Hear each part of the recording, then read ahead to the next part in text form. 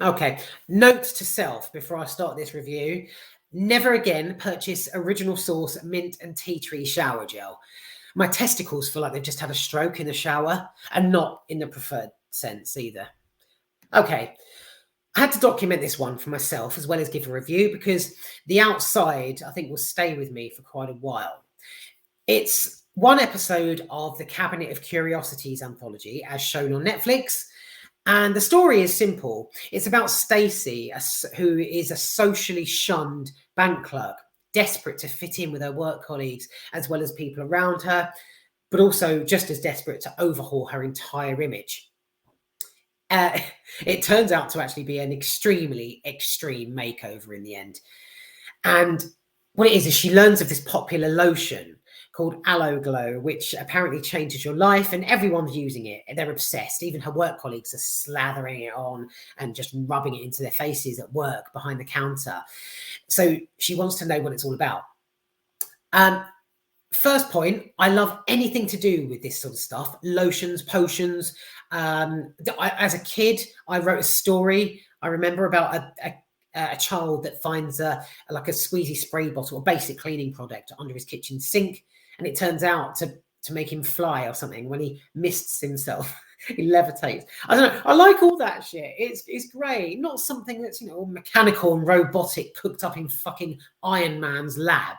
You know, when it comes to basic everyday products that have a twist, I love it. So points scored there. Points also scored with the cinematography and CGI of the outside. It wins hands down. It's the opening where the camera sort of is above Stacey's street and it zooms in, it sort of swoops down and then swims towards her house.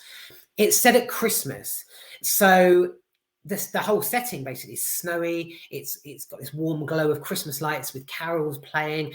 It's really lovely and comforting, and it's just I was going to say it's just a shame how it spirals. I'll get to that. So the Secret Santa scene involving Stacey and her work colleagues is great as well. The camera work, again, there's this bird's eye view looking down, kind of ironic, you know, how people look down on Stacey.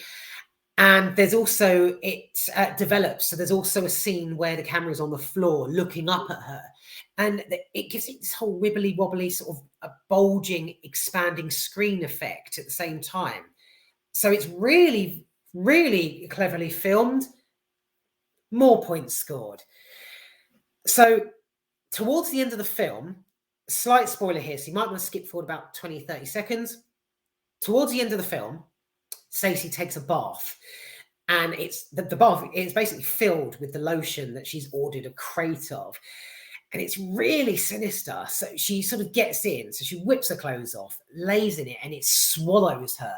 And believe you me, it puts Ghostbusters 2, you know, the pink slide, if you've seen Ghostbusters 2, it puts that to shame with this whole goo thing, and the subsequent altering of her body that follows as well. Oh my God, it's captivating. It really is. How it actually transpires. Yeah, I was honestly eyes on the screen at all time. I was fascinated. So yeah, the whole, it's this whole juicy, the sloppy, squishy pink, bright pink goo. It really adds to the like sinister atmosphere anyway. So it's great. I think there's a symbolic thing here as well, that everything starts to melt like candle wax. And I think that's symbolic in the sense that Stacey feels so pressured to fit in with her work colleagues that when she does break in, everything starts to just fall apart. Right. Cast / performances. Kate Micucci, as seen in The Big Bang Theory, I think she plays Raj's girlfriend in The Big Bang Theory. She creates an unforgettable caricature as Stacey. Her sort of, her half facial,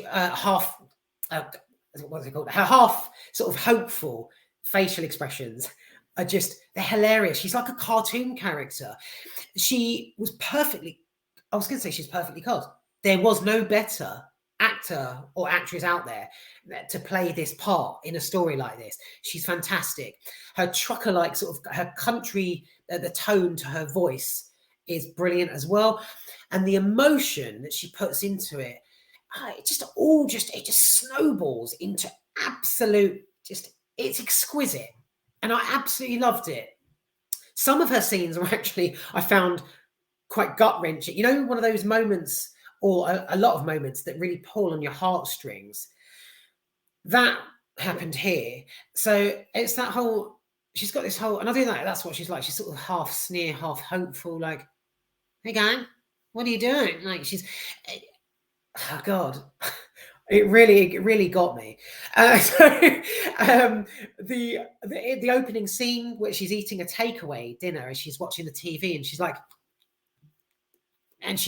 you know, like massive, like bulging eyes and sort of that sneer again. And she's so vulnerable. That's what really sort of envelopes the whole thing. It's the vulnerability of her character as well. She's an outcast. Kate Micucci doesn't play it down. She's as brilliant as Toni Collette in Muriel's Wedding. If you've ever seen that, where Muriel sat at a table in a bar with her friends and they're chipping away at her, and they're just grating, like insulting her, calling her fat and ugly and how she doesn't fit in. There's similar sort of reactions here where Tony's like, and like she starts crying, and the whole build up of it as well. She's like, like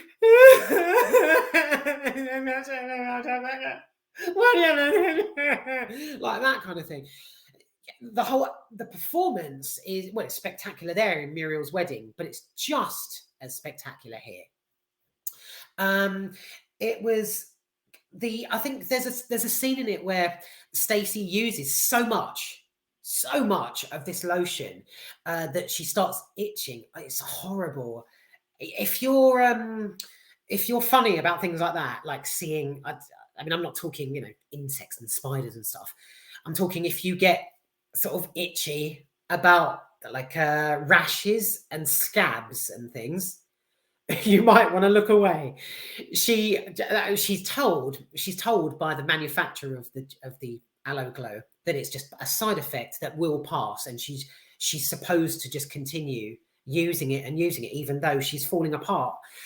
It's horrible. She's got this itchy red face. She's scratching, and she's like, she sat there and she's like, it hurts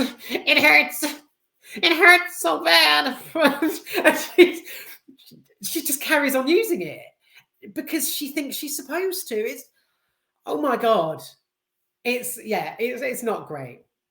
So the Secret Santa scene, as I mentioned before, was gut-wrenching as well, because her work colleagues are proper glam and tarty, and they're all dressed up, you know, to the nines in jewelry and elaborate costumes, makeup.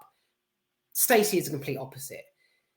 You know, she turns up on the doorstep and she's sort of forlorn. She's got her blouse buttoned right up to her neck, you know, Christmas jumper, sort of bow in her hair, and she's like, hey guys, what's going on? You know, and she's, the women are like, just look at her with pity. One of her colleagues during the conversation at the Secret Santa turns around. She's talking about, I can't remember what the object was, but she's saying something like, would you believe I spent $5,000 on that? And Stacey's like, $5,000? $5,000?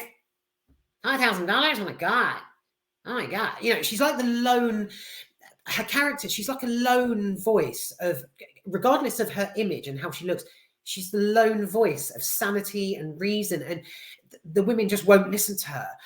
And again, titular example there, she's on the outside of the group anyway in the Secret Santa. It's so saddening to watch. It really is. And during this scene as well, with the camera work, especially during the scene, I was captivated. I was just sort of staring and like, oh my God, look at this woman, you poor thing. Right, so Yeah, it has actually quite slight hints actually of when I was at college, when I was a kid years ago, and I tried to fit in with the popular crowd.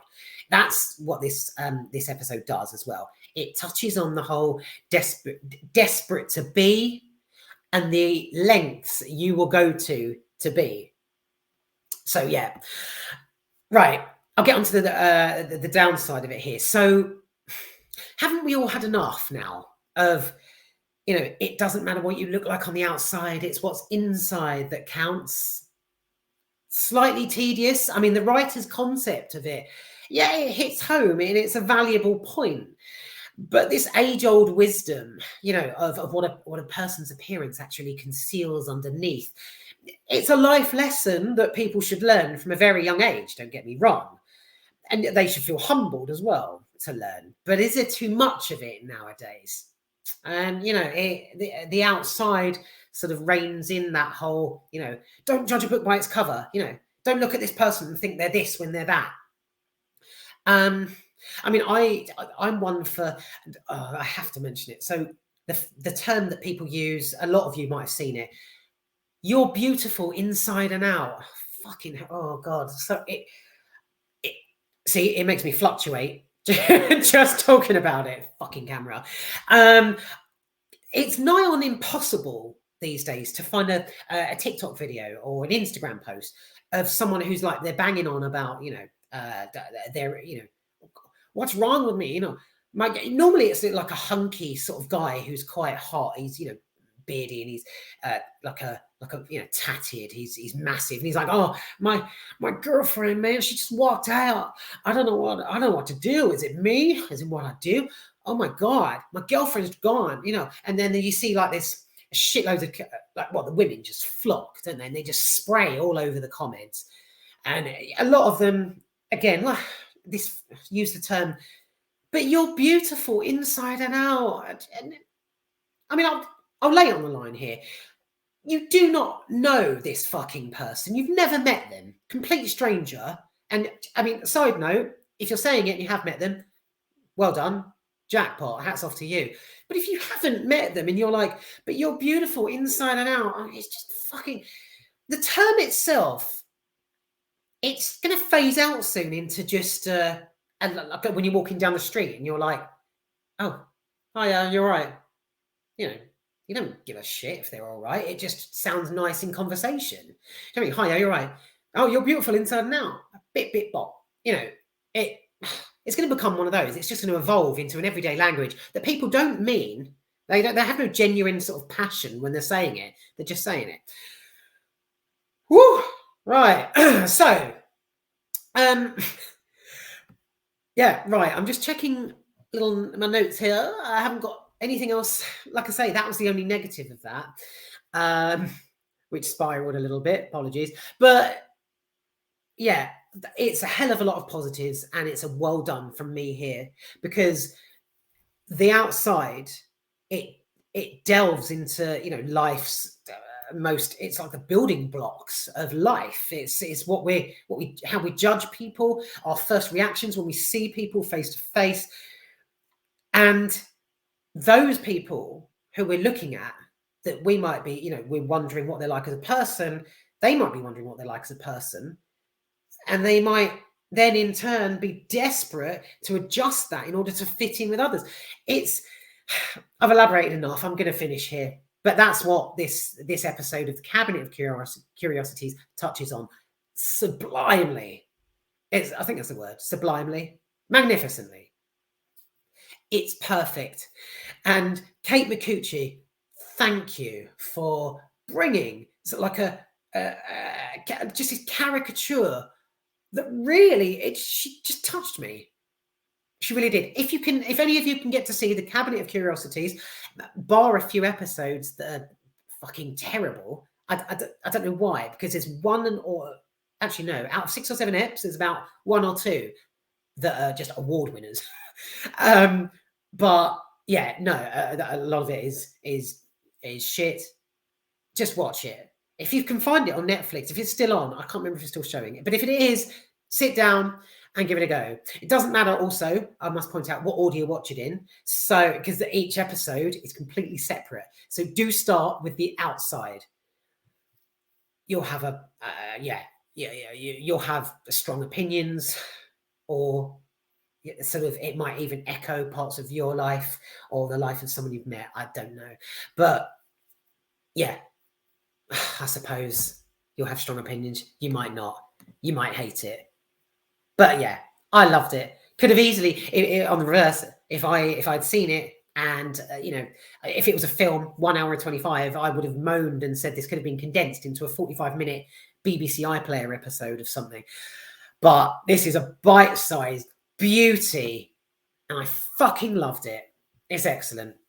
Well done, Kate Micucci, and well done, creators. The cinematography, the special effects and CGI, the supporting cast, they are all absolutely fantastic. I might even watch it again.